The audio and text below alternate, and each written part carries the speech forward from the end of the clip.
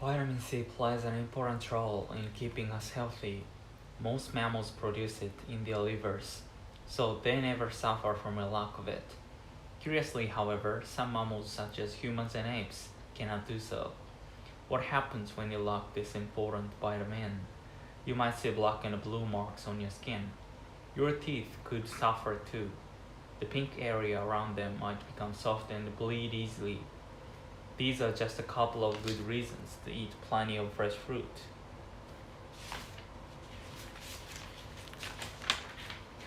The word drug means anything that, even in small amounts, produces changes in the body, the mind, or both. This definition, however, does not clearly separate drugs from what we usually think of as food.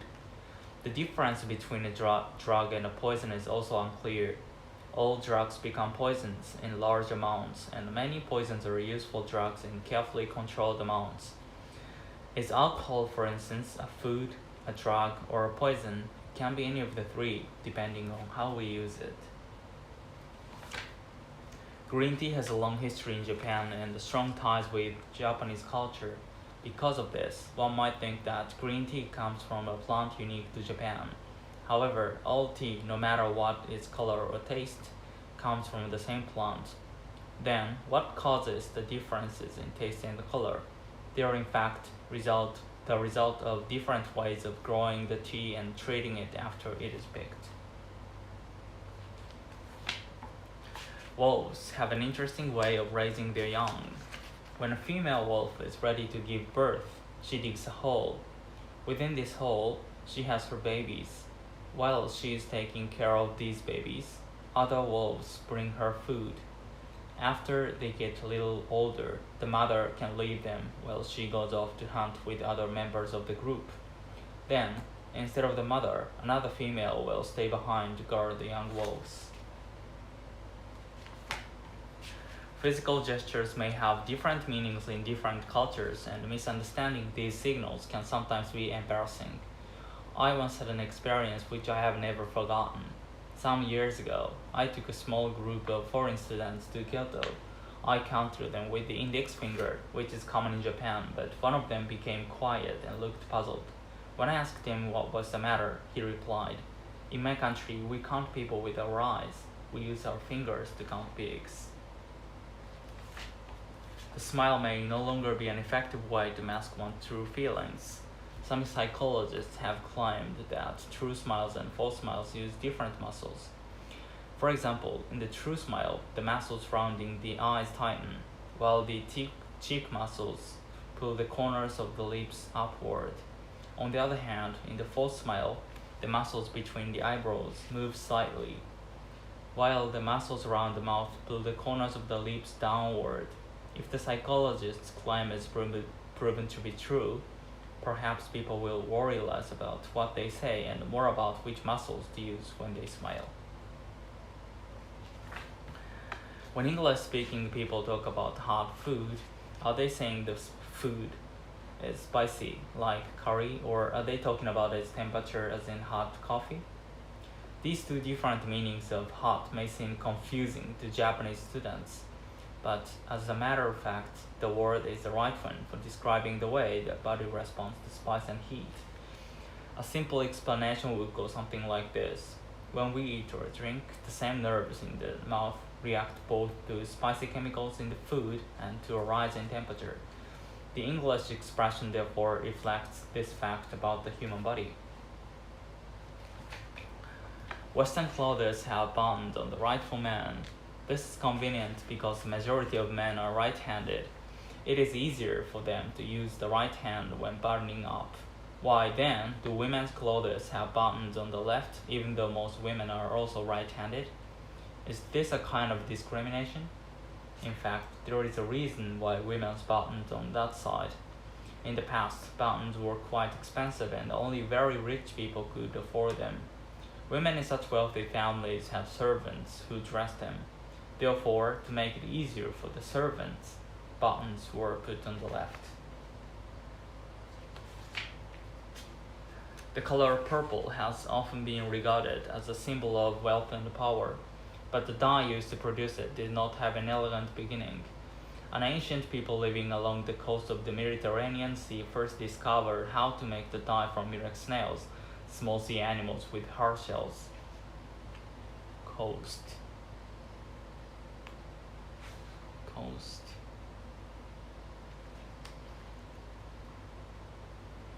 Unlike other snails, murex snails give off a strong-smelling liquid that changes color when it comes into contact with air and light. From this liquid, the people produced the purple dye. If we visit the places where the dye was produced, we might still be able to see the shells of murex snails. Let us hope we cannot smell them. In August of 1771, Joseph Priestley put a small branch of mint into a transparent closed space with a candle that burned out the air until it soon went out. After 27 days, he lit the extinguished candle again, and it burned perfectly well in the air that previously would not support it. So Priestley proved that plants somehow change the composition of the air. In another celebrated experiment from 1772, Priestley kept a mouse in a jar of air until it collapsed. He found that a mouse kept with a plant would survive. These kinds of observations led Priestley to offer an interesting theory that plants restore to the air whatever breathing animals and burning candles remove. What was later coined by Lavoisier oxygen. When she was 26 years old, Agatha Christie left home one foggy night and disappeared. The next morning, her car was found halfway down a grassy bank with its food stuck in the bushes. The police found her fur coat in the car, but there was no sign of her. What they suspected was attempted suicide because her marriage was seriously troubled at the time. Despite the extensive police search of the whole area, there were no clues to her whereabouts. But then, 11 days after her disappearance, the head waiter at the hotel in North Yorkshire noticed that one of the female guests looked similar to the newspaper photos of the missing novelist.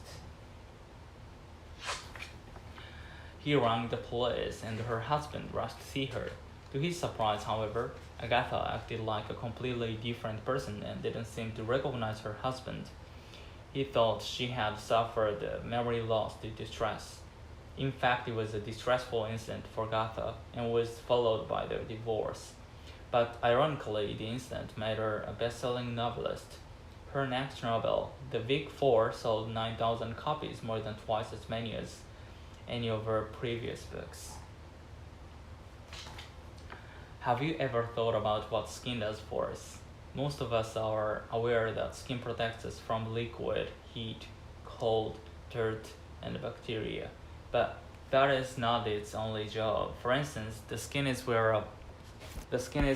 our bodies make the vitamin D that we need. Another function has to do with the sense of touch. Without that sense, we could not feel any difference between rough and smooth surfaces. Skin can even help us determine if someone is sick. The wrong color, slightly gray or very pale, may be a sign of disease.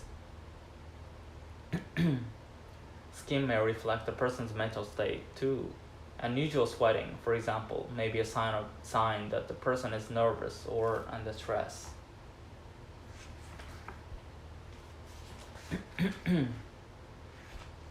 Genes, the basic parts of cells which are passed down from parents to children, may have something to do with human behavior. In an experiment, scientists put flies into a glass tube and placed a light at the end of it. Some of the flies began flying toward the light, some began walking, and some did not move at all. On the basis of the flies' actions, they were separated into different groups: flies that love light, flies that like light, and flies that like the dark. The researchers found that these three groups of flies had variations in a particular set of genes. This suggested to the researchers that the variations in these genes might explain the differences in the flies' behaviors. If genes influence behaviors in flies, why not in humans too? There are many benefits of reading books aloud to young children. First, reading aloud is a wonderful opportunity for parents to spend time in close contact with their children. After a busy day, reading a book can be a relaxing way for family to slow down and communicate. Another important feature of reading aloud is that many books have thoughtful ideas or moral messages. Parents and children can explore these concepts together. In addition, listening to stories helps a child learn vocabulary and sentence structure. Moreover, some researchers believe that reading aloud to a child actually stimulates learning and benefits brain development. Studies have shown that children do better in school when their parents have read to them frequently. Psychologists, doctors, teachers, and librarians encourage parents to read aloud on a regular basis to assist the development of the child and build strong family relationships. Every day, millions of people in offices, supermarkets, and factories worldwide hear background music. For most background music, the soundtracks have been carefully selected to change human behavior. According to research, fast music will not change human behavior as much as slow music. Slow music, for instance, will make customers shop more slowly. The longer they shop in a store, the more they will buy. Background music has also been used with great success in many factories. Fast music does not make employees work faster as some had expected, nor does slow music make them work slower. The main effect of background music is that it reduces work-related stress and helps employees stay interested in their work. This necessarily reduces the job accidents and saves companies money. Next time you hear background music, listen carefully and try to guess which of your behaviors it is trying to change. Chances are that you too are somehow being influenced by background music. A zoo in Nagano Prefecture will start a 24-hour web service showing zoo animals. The service, called Digital Animal Park, will allow people to watch the animals' night activities. It is the first time in Japan for a zoo to start such a web service. 15 cameras will be installed in the zoo, and 12 kinds of animals, including a Bengal tiger, a black bear, and a kangaroo, will be shown on the web. They were selected by the zookeepers because of their interesting behavior and popularity among visitors. Zoo officials said they hoped the viewers would soon be able to see humboldt penguins laying eggs, an activity that usually occurs at night. Pictures of each of the animals are also available on the website, and zoo officials hope that images of the animals will be used in science classes at school. I hope interest in the animals will grow and more people will visit the zoo. We also want to discuss new roles for zoos like education and environmental protection, a zoo official said. Have you ever noticed the different approaches people use to deal with problems? Some people, individualists, generally try to work through problems on their own. Other people, cooperators, tend to approach problem solving as a group matter. Each approach has positive and negative points. Individualists may often be the quickest to find an answer to a problem, and they tend to be willing to take responsibility. However, this approach is not perfect. This may be too committed to a particular position to be able to change their opinions. In this way, the individualist approach may result in difficulties later. Cooperators are valued as team members in sports or school or work. They tend to be flexible enough to recognize the importance of other points of view when problems arise. This approach, however, can take a long time, which may lead to delays in solving problems. Such difficulties sometimes cannot be avoided with the cooperator's approach. We should learn to recognize the different approaches to dealing with problems. This knowledge can help us build smoother relations between people with different approaches to problem solving. Although cats appear to perform most actions instinctively, they also seem to react to human behavior and adapt themselves to it. For instance, some cats behave as if they understood their owner's feelings. One cat owner told of the time when she lay crying and exhausted on her bed, and her cat put its front leg around her head and comforted her. Cats also sometimes appear to be able to understand the function of many of the things human beings use. For example, some cats, when they bring a captured bird or mouse into the house, put it on a plate or in a dish. There are also cats who know how to open a door by turning the handle. Furthermore, a lot of cats seem to understand what their owners say. A writer tells a story of her cat who used to sleep on top of her word processor.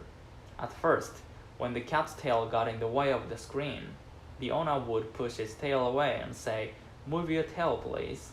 Eventually, she didn't have to push the tail, but only had to tell the cat to move it. Children absorb parental worries, often without our even knowing it. It's worth becoming aware of how often we make sentence beginning with the words "I'm afraid," or "maybe you won't," or "I'm worried that." If children are routinely exposed to fearful comments, they are likely to develop an apprehensive attitude. Expectations are molded through repetition, and negative thinking can quickly become circular. We all know people who have become caught in this kind of negative situation. I expect the worst, and the worst always seems to happen to me. Unfortunately, today's parents have more serious fears for their children than ever before. We face the problem of figuring out how to protect and warn our children against danger without causing unnecessary anxiety in them. For example, we want our children to be cautious with strangers, but not to assume that every person they don't know is hostile or out to do them harm. We want them to stay in our eyesight, but not feel at risk if we aren't by their side. It's a challenge to raise self-confident kids and at the same time do our best to keep them out of harm's way. English is a language with an enormous number of words, but how many English words are there? Most dictionaries used by college students have about 200,000 words, while most full-length dictionaries have about 300,000 to 600,000. Meanwhile, an organization called the Global Language Monitor positively claims that there are exactly 988,968 English words. But counting the number of words in English is not an easy task. First of all, many words that we use in English today were originally words in other languages. Should the words sushi or tsunami be considered English words now that they are frequently used? Then there is the question of words that were used a century ago but are no longer used today. Should they be counted too? What about words that are only used in certain regions of the country? And the list of questions goes on. Should we count the verb, the adjective, the noun, and other forms of a word as separate words? In other words, would drive, driving, and driver be counted as separate words? Should a compound word be counted as one word, or should each of the words in it be counted separately? How about the huge number of technical and scientific terms? Finally, to add to the difficulties of counting words, we need to consider new words that are being created all the time. The constantly changing nature of the language is frustrating for anyone trying to count words, but this is also what makes the language so interesting. English, like other languages, always offers something new to learn. There is much debate on the origin of the game of football. The Japanese and Chinese claim to have invented a sport similar to modern soccer many centuries ago. Both established in roughly 1004 BC, Kemari and a Chinese version Tsuchi vie for position as the oldest soccer-like sport. In comparison to modern soccer, the Japanese game of Kemari was a game that used a large ball stuffed with sawdust. This version used a field which was set up by choosing 4 trees. These trees were usually cherry, maple, pine, and willow. Many large houses in Japan would grow these trees to make a field for Kemari. Kemari was normally played with 2 to 12 players. China's version Tsuchu involved players hitting a leather first stuffed ball into a small hole. As in soccer, no player could use his hands during play. It was considered an honor to be part of a team. The first international soccer or tsuchu match is believed to have been held in China around 50 BC.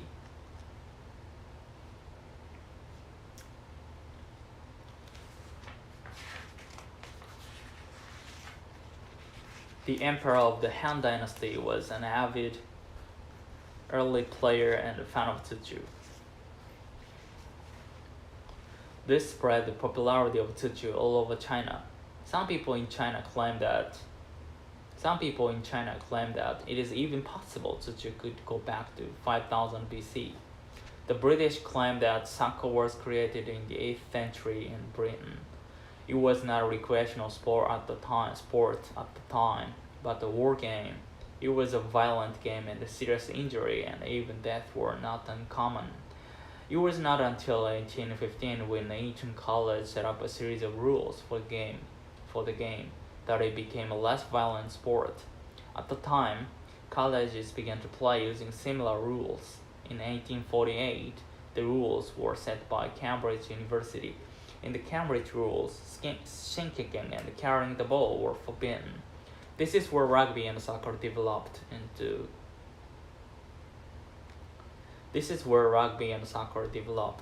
two different sports. The past 30 to 40 years have seen a huge increase in the number of children who suffer from allergies, and the scientists are still looking for the explanation. Some have blamed increased air pollution, but it has also been found that allergies are common not only among children in the city, but also among children in the countryside where pollution is typically much lower. A currently popular explanation for the rise in allergies is the so-called hygiene hypothesis. The basic idea is that young children brought up in an environment which is too clean are more at risk of developing allergies. Nowadays, people bathe and wash their clothes more frequently than in the past, and thanks to vacuum cleaners, homes are less dusty too. One result of all these changes is that in their early lives, children are exposed to fewer allergens, substances that can cause allergies, and this means that their bodies cannot build up natural immunity to them.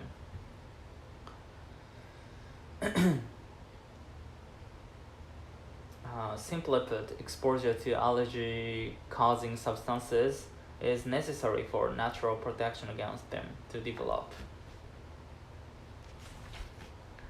The trend towards smaller families also means that young children encounter fewer allergens in the home. In fact, it is known that children who have older brothers and sisters are more resistant to allergies. The same is true of children who share their home with a pet. Such children are much less likely to develop the very common allergy to cat or dog hair, for example. Scientists agree that being exposed to a wide range of allergens early in life helps children to develop greater immunity. There is, however, also some data suggesting that genetics, family income, and even the patient's level of education may play a part in how likely a child is to suffer from allergies. Play a part in how likely a child is to suffer from allergies.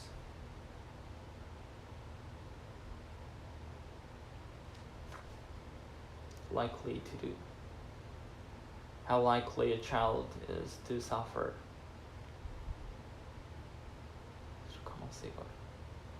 Likely to do. How likely a child is to suffer from allergies.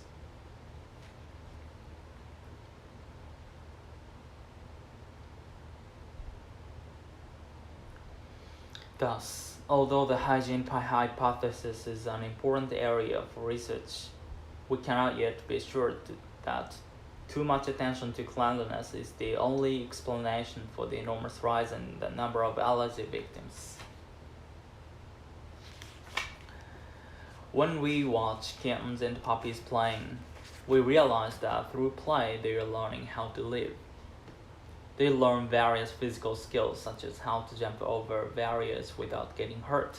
They also learn social interaction. For example, if a kitten bites his sister too hard, she will get angry and bite him back.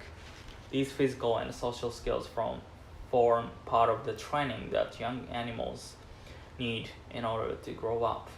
Just as kittens and puppies learn about how to live through play, so do children. But in present-day Japan, especially in cities, there is not much space for children to play in. Children need to release their energy for their mental and physical health. They need a space, especially outdoors, so that they can run, jump, and yell. Another point to consider is how much time children have to play. Some people say that 4 to 5 hours a day of playing outdoors with others is necessary. Even for 12-year-olds, it is very doubtful, however, whether any Japanese children get that much free time. Concerned about their future in an increasingly competitive society, parents generally tell their children to study more. Very few would tell them to go out and play. What do these children do at home when they are not studying? They tend to spend time by themselves. They play video games or watch TV, for instance. These activities do not teach them how to get along with others. This can only be learned through playing with other children. They need to play without being told what to do by adults in order to learn about leadership and group harmony on their own. Outdoor space is particularly suitable for this purpose. Children need a proper outdoor environment where they can freely spend their time playing with friends. A basic rule of medical science is that no human life should be used for the benefit of another. Some people are against human cloning and related techniques for this reason.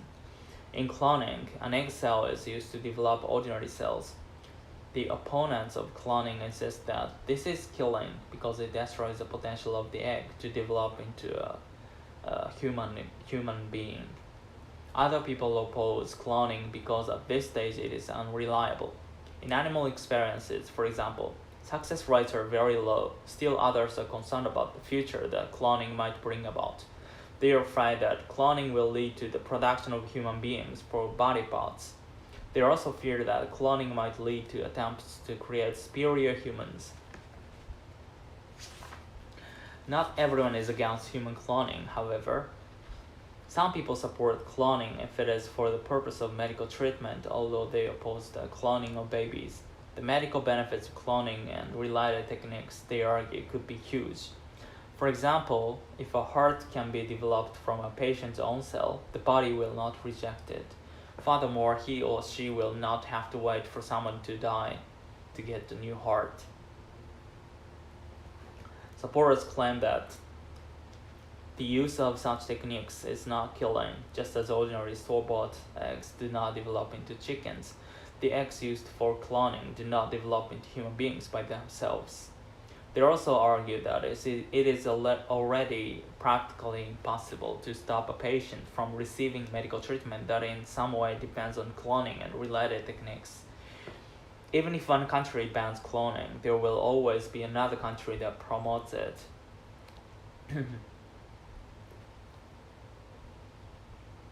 The supporters, therefore, maintain that scientists should have the freedom to experiment and that people should have the freedom to seek life-saving treatments. In other words, they feel that cloning should be continued unless it is clearly shown to be harmful. The debate over this issue is likely to go on for some time.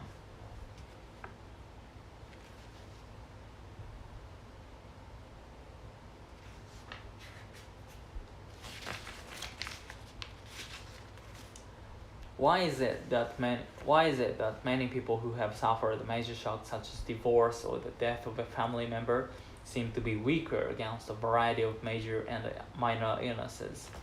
One common idea among psychologists has been that people could deal with suffering more effectively if they were able to understand and accept it. Indeed, many experts emphasize the value of expressing thoughts and feelings associated with upsetting events. Recently, a term of medical researchers investigated the links between describing psychologically painful events and long-term health. In one experiment, healthy college students were asked to write about either personal disturbing experiences or ordinary topics over a period of 4 days. In the months afterwards, students who had chosen to reveal their inner thoughts and feelings in their writing visited the health center for illness much less often than those who had written about everyday topics. In an experiment that followed, another group of healthy students were given the 4-day writing exercise. Some chose to write about highly personal and upsetting experiences, including loneliness, problems with family and friends, and death. When questioned immediately afterwards, they stated that they did not feel any better.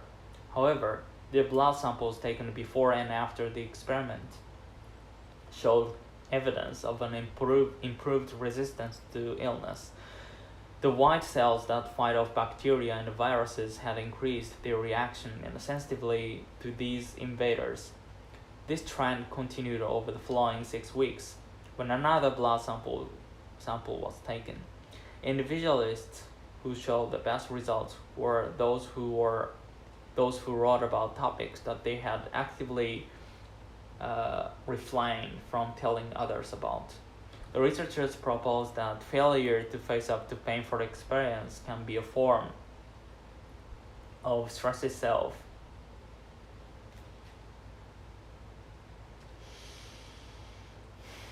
And can increase the possibility of illness. It follows then that actively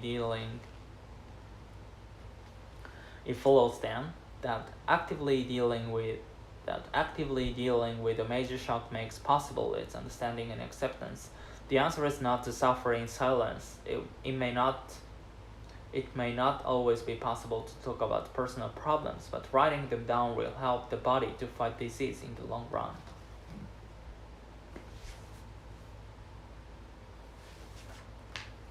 When it comes to eating, the United States has a lesson to learn from France. I'm not talking about the kind of elaborate dinners Americans often associate with the French. Many of the meals the French eat are quick and simple. The difference is that the French eat together. They have managed to preserve a tradition that is good for everyone's health, the family meal. According to the French government's Committee for Health Education, 75% of the French eat dinner together as a family, and many French school children still go home for lunch. These figures haven't changed much in decades. In the United States, on the other hand, national studies show that, on average, only one family in 3 sits down for dinner together on a daily basis. Over the last 2 decades, there has been a steady decline in the number of American families that eat together regularly.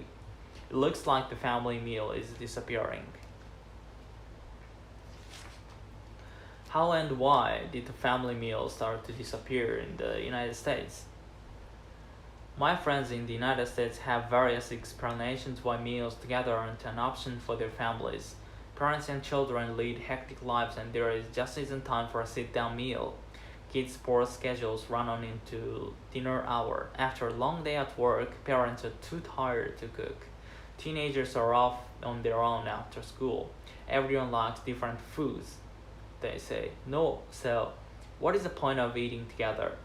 Yet study after study shows that having meals together as a family is good for both adults and children. A University of Michigan study found that meal time at home was the single strongest factor predicting better achievement scores and fewer behavioral problems for children. Mealtime was far more powerful. Mealtime was far more powerful than time spent in school, studying, worshiping, playing sports, or doing outdoor activities. Other studies show that children like family meals. In one report, nearly 4/5 of adolescents cited eating dinner at home as one of their top-rated family activities. In a national YMCA poll in 2000, When teenagers were asked about their worries, 21% rated not having enough time with parents as their top concern. There is probably no nation where the citizens do not have at least some dissatisfaction with their society. There may be some nations where dissatisfaction does not come to the surface, but those nations cannot be called democracies. The World Youth Survey asks whether young people are satisfied with their own society and inquires about their awareness of social issues. The question asked was, are you satisfied or dissatisfied with your country? Respondents were asked to choose from the following: satisfied, somewhat dissatisfied, dissatisfied, or don't know. Some 35.7% of American youth replied that they were satisfied with their society. This ratio was markedly higher than that of other nations. America and Sweden were the only two nations where the combined responses of satisfied and somewhat satisfied were in the majority. In these two countries, the percentage was slightly over 75%. 3 out of 4 young people in both nations were in one way or another satisfied. The responses among young people in Japan and Korea were quite similar to one another. Those who were satisfied accounted for 4.2% in Japan and 6.3% in Korea. Those who were somewhat satisfied came to 34.5% and 39.2% respectively.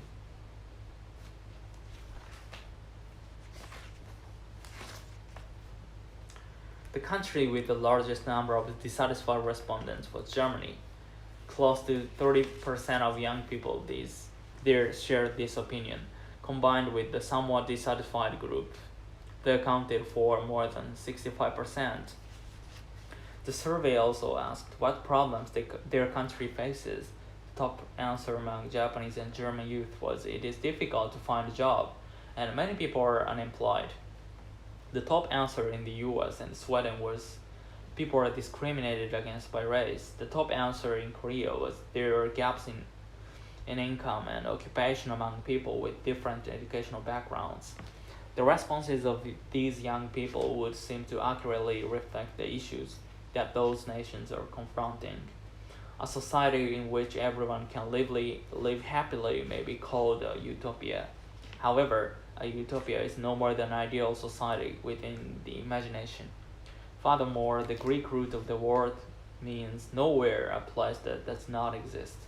And yet, the possession of a sensibility that can imagine a world where everyone is happy is a special privilege of young people alone. Beware of those who deliberately use aspects of the truth to deceive you and others. When someone tells you something that is true but intentionally leaves out important information that should be included for full comprehension on your part to take place, they can create false impression. For example, an acquaintance might tell you, I just won $100 in the state lottery and it was fantastic when I took that $1 ticket back to the store and turned it in for $100. This woman's a winner, right? Maybe not. In fact, you later learn that she had purchased not one ticket but instead 200 for this specific lottery, and only one of these a winner. Eventually, you realize this woman who you thought was lucky or fortunate is in fact a huge loser.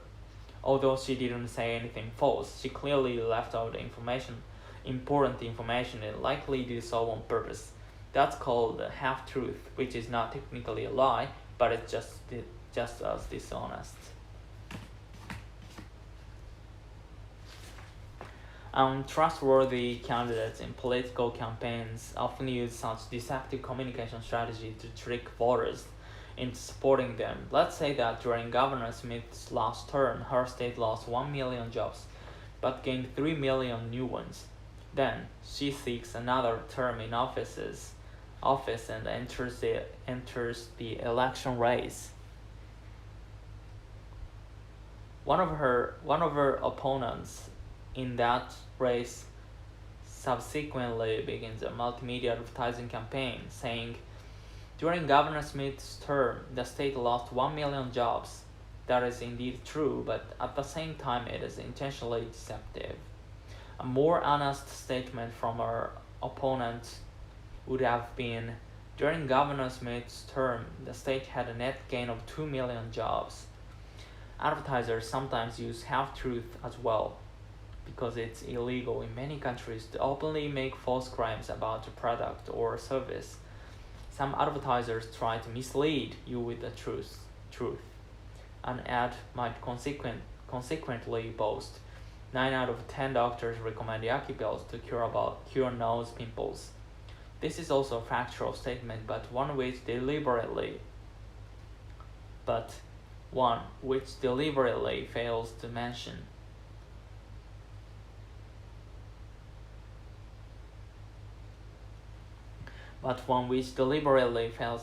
that only 10 doctors were asked about Yaki pills, and 9 of these actually work for the Yaki Corporation.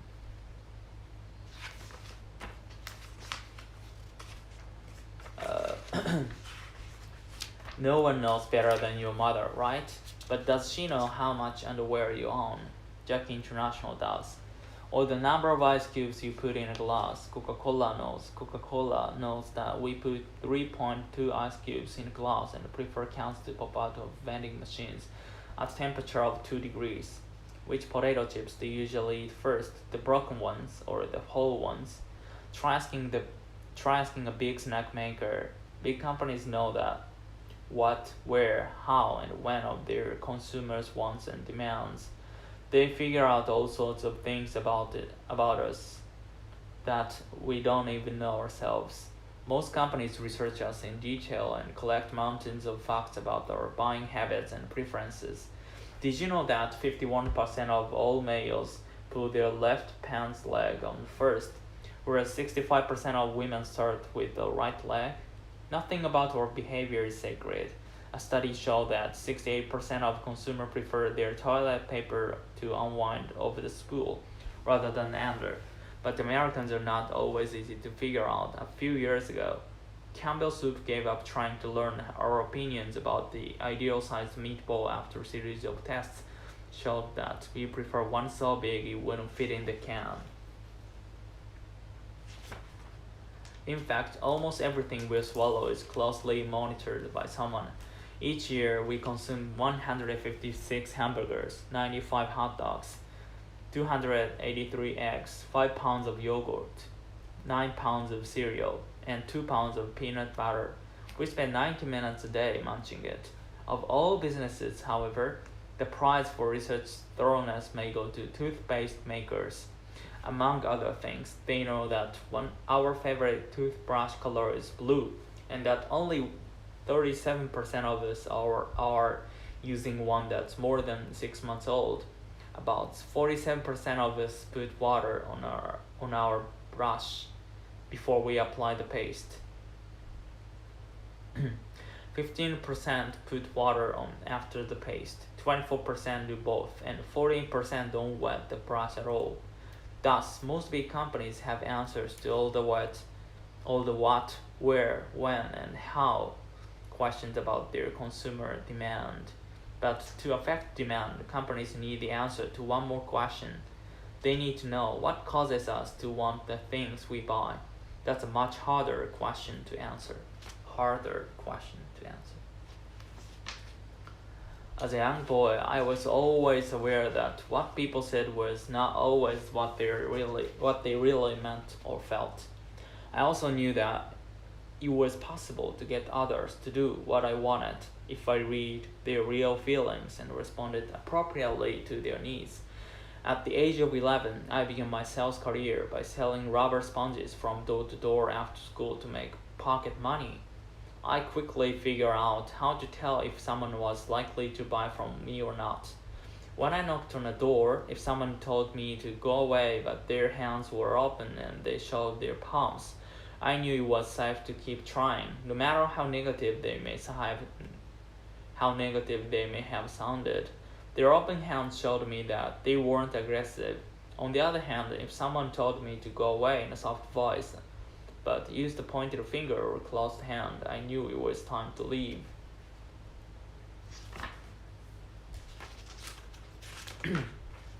As a teenager, I became a magazine salesperson selling at night. My ability to read people's body language earned me enough money to buy my first house. I joined the life insurance business at the age of 20 and went on to break several sales records at my company. I became the youngest person to sell over $1 million worth of business in my first year. It turned out that the techniques I had learned as a boy in reading body language through my experience in selling sponges and magazines were directly related to the success I could have in any situation involving people.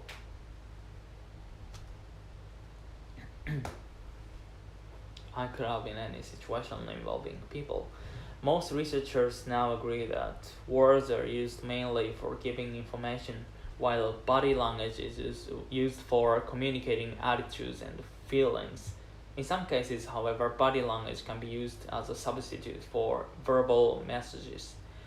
Reading body language is a skill that can be learned because in any culture, words and body movements occur together in highly predictable patterns. Thus, a well-trained person can tell that what movement someone is making simply by listening to what he or she is saying. A person who is trained to read body language can also guess which country someone is from just by watching his or her gestures. Okay, there's two units left. Touching is the language of physical intimacy. Because of this, touch can be the most powerful of all the communication channels. In May 1985, Bridget Gurney was trapped for 6 hours beneath a collapsed construction crane in New York City. Throughout her ordeal, she held the hand of a rescue worker who stayed by her side, as heavy machinery removed the tons of twisted steel from her crushed legs. A stranger's touch gave her hope and the will to live. Touch appears to affect the sexes differently. Women sometimes react much more favorably to touch than men. In an interesting study, psychologists asked a group of nurses to lightly touch a patient once or twice shortly before the patient underwent surgery. The touching produced a strongly positive reaction, but only among women. It appeared to lower their blood pressure and anxiety levels both before and after surgery. For men, however, the touching proved to be very upsetting. Their blood pressure and anxiety levels both rose. The psychologists suspect that because men are taught to be more stoic, that is, to hide their feelings and to ignore their fears, the touching rattled them by reminding them that life is fragile.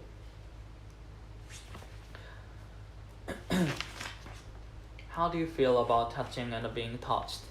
Some people think they know.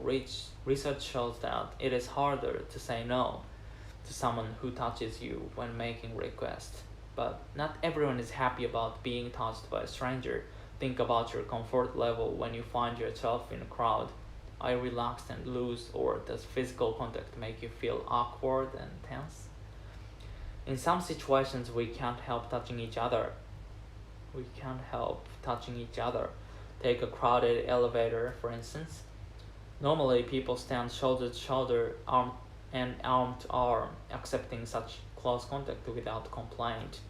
The rule seems to be touch only from shoulder to elbow, but nowhere else. Even though the Japanese are regarded as a non-touching society, the crowded cities force them to jump into subways and trains. Edward T. Hall, an anthropologist, says the Japanese handle their uneasiness about being packed into public spaces by avoiding eye contact and drawing within themselves emotionally, thus touching without feelings.